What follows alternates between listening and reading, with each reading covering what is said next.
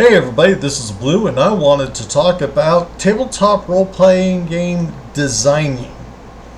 I see a lot of videos out there where people are pimping their little supply packs, with this, and they're telling you go to World Anvil to do this and to do that.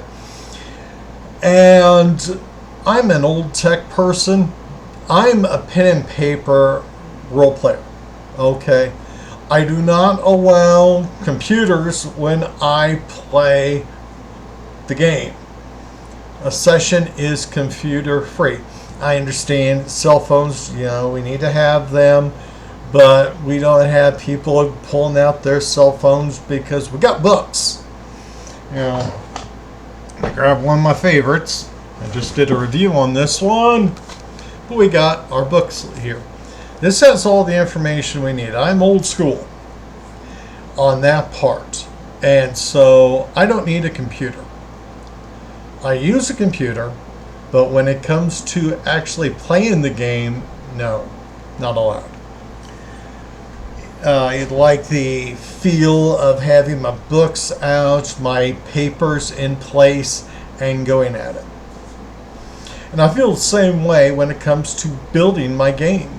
I use computers only when I absolutely need to. And so I wanted to show you what I've been up to. I think we all, if you want to do it the old school way, pen and paper, you have issues with computers, well, you're going to have to learn to use an equivalent to Microsoft Excel. For me, that is LibreOffice Calc, spreadsheet. You use this to make forms. And so with the program that I use, this is this is an example of my encounters sheet. This is where I'm going to put my stats for my animals. Okay, and then when it's all done, I know that might look intimidating, but it's actually very easy. It's going to look like that. So I am able to put 5 creatures per sheet for my game. See, the thing is, if you are building a tabletop game from scratch, and you want to say that it is from scratch, you have to rebuild a lot of things. Just like for me and the game that I am rebuilding, I have a lot of influence from Rolemaster. And so there is no OGL with Rolemaster. So you have to make it from scratch. And so there's all these animals, that you want to put in the game because you need to have encounters, right? You need to have stats for your species, your races, right? Well, you got to write them down somewhere, and that can take a lot of space. And beforehand, I was using a lot of binders, and they were getting pretty filled. Takes up a lot of space, and binders, don't sit on bookshelves very well. And so I was trying to figure out, how do I get rid of this problem?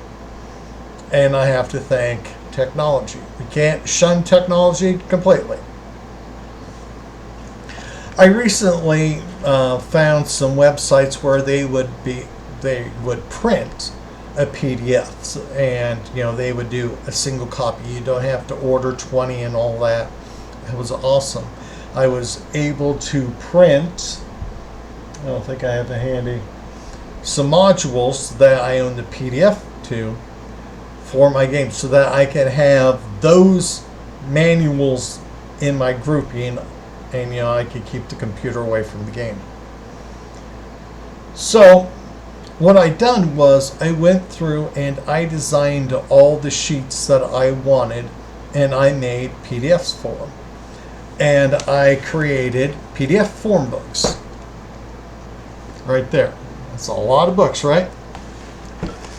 Well, now before I forget, I wanted to do this because World Anvil is expensive, and this is a way so we are not forced to pay these large amounts because, yes, it probably has a lot of benefits and all that to it, but $300 a month through World Anvil, that's a lot of money, and sometimes we can't afford that.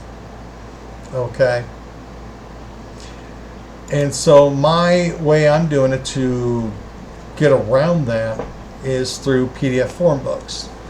So what I'm able to do is have my PDFs printed off, and then I have a book such as this one right here, my combat law, and it has all the forms, the same form, multiple times, so that I could fill these out, and I would then have all the attack tables I want.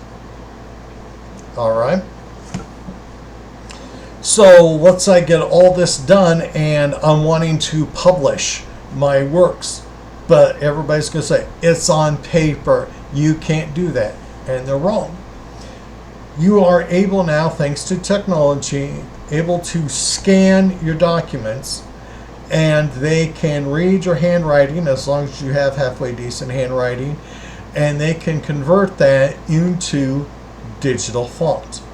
And you can do whatever font you want. So I could fill out one of my books, and I could scan the pages, and I could have the computer convert all that to the same font, and there you go. Then I could put it all together in book format, and I could send it to get published. So I don't need World Anvil to do that. I just need a couple scanning programs, and I'm good as gold. So the books I have, I just showed you combat law. Now the beautiful thing about this is I can do whatever I want with this. This particular design, I have 180 weapons attack tables, or I should just say attack tables, right here, where I can put whatever weapon I want, the stats. I can give it tell you what criticals it can take. Some weapons are puncture, some are slash, some are concussion. Maybe I'm doing magic and fire bolts, ice bolts, whatever. I can put it all on each one. We get a unique separate sheet, and then I can, for personal use, I can describe it anytime. Just flip through it to find whatever weapon I need at that time, and I can figure out my results for that attack. And like I said, there's a lot of pages. I don't think I could ever fill it, but I could add, for serious purposes and funny purposes, anything I want to use as a weapon.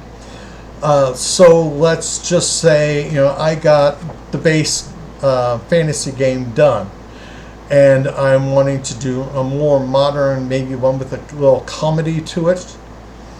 I could add a frying pan to my list. So if the wife grabs the good old cast iron frying pan and throws it, or hits somebody with it, I actually would have a chart to figure out the damage.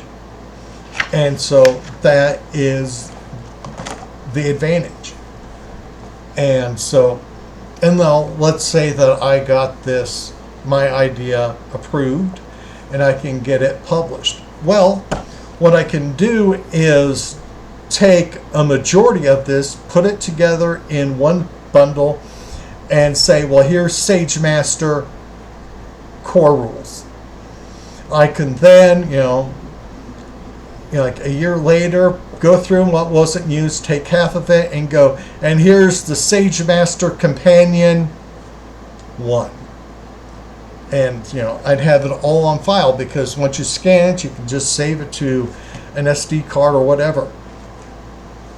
So, That is the advantage on combat law. It's called that because Rolemaster has arms law, and I can't use the same titles. I have to be unique.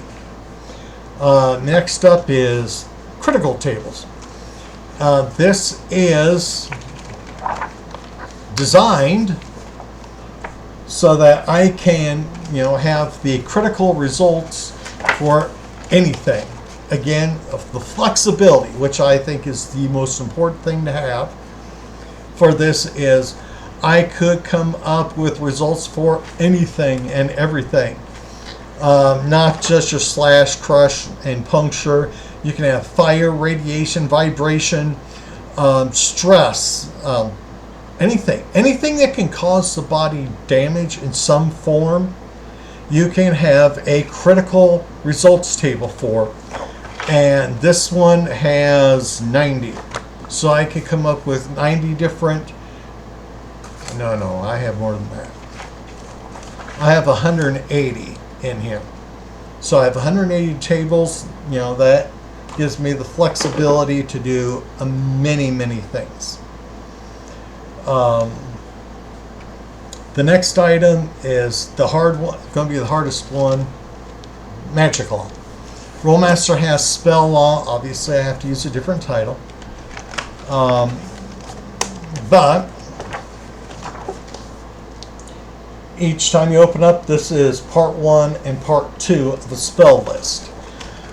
Rolemaster kinda says that they support up to 50th level. I think they do it poorly. This is one of the reasons why I'm doing what I'm doing.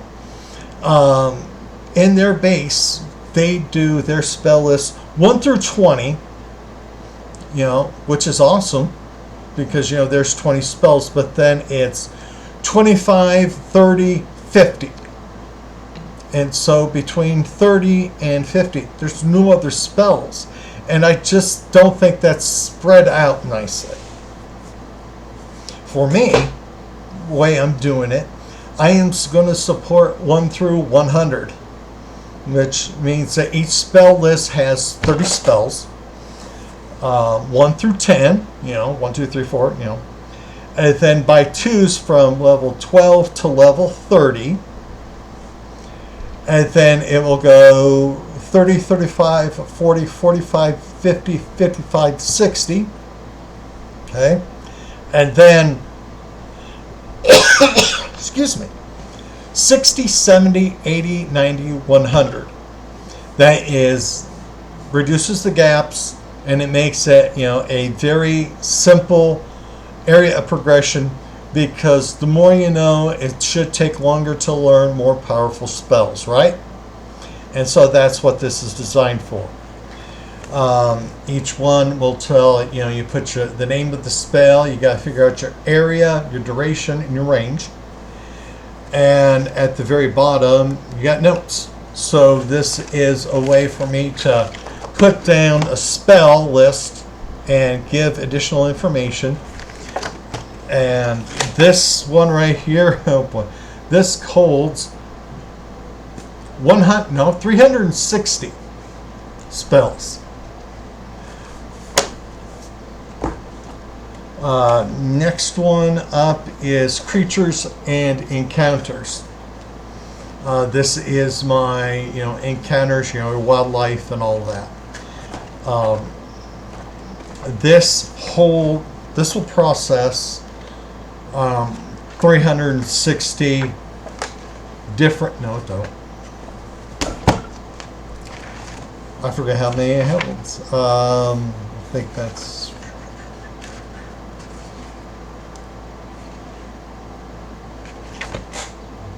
Yeah, it's 360 animals in here.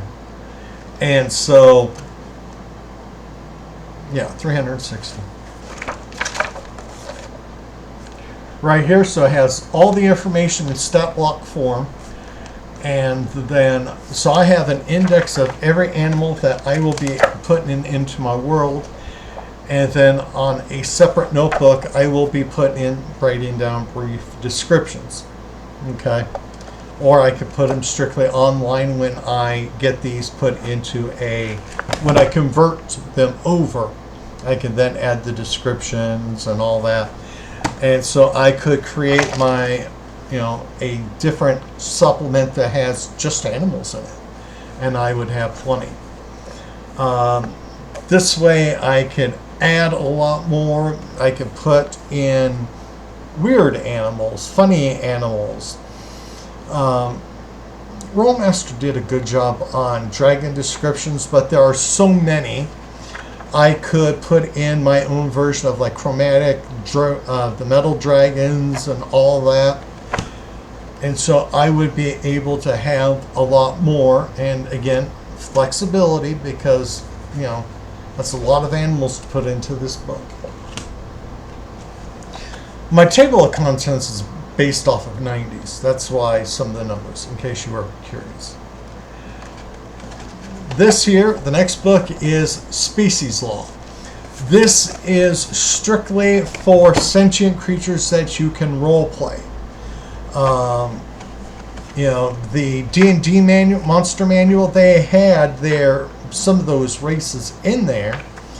Well, I'm having a separate book that just has my role-playable creatures, my role-playable species in it.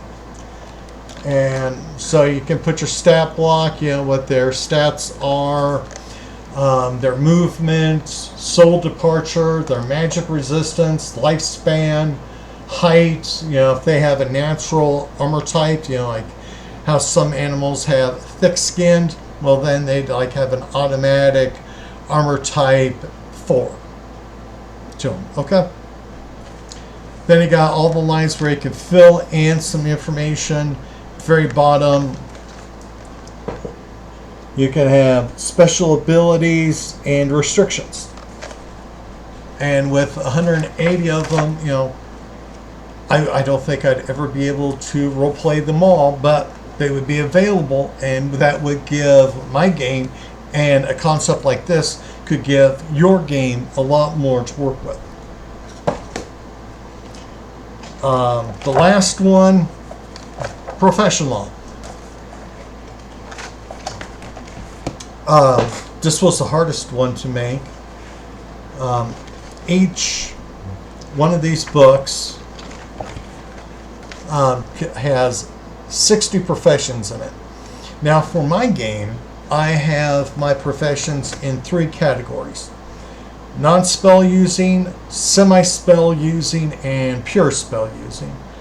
And so that's how I have 3 of these, and that's how I'm going to detail it. Now, my game, like Rolemaster, is going to be skill heavy. You have skills with numerical values. This way you can easily roll the dice and find out, did you succeed or did you fail? And so, total of 283 skills in 13 skill categories. This is a nice way to add details to your character.